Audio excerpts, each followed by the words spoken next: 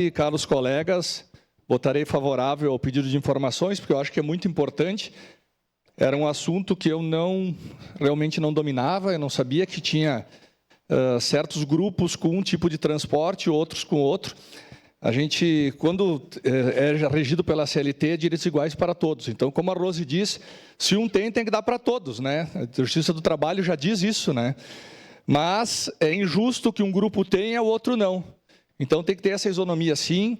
É muito importante esse pedido de informações para a gente ter mais informações sobre como estava sendo feito internamente.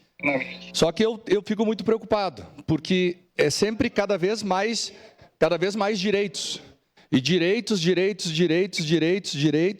Às vezes a gente tem deveres também, e muitos direitos geram despesas muito altas para o poder público e para a população como um todo. Então, vamos esperar o pedido de informações para a gente ter certeza do que está acontecendo e ver se é justo ou não. Se essas pessoas não têm transporte público, que não é atendido na área delas, é necessário o transporte, sim. Agora, se é um benefício para poucos, no meio de tantos funcionários, só 20 no meio de 1.500 funcionários, 1.300 funcionários, isso aí é injusto realmente.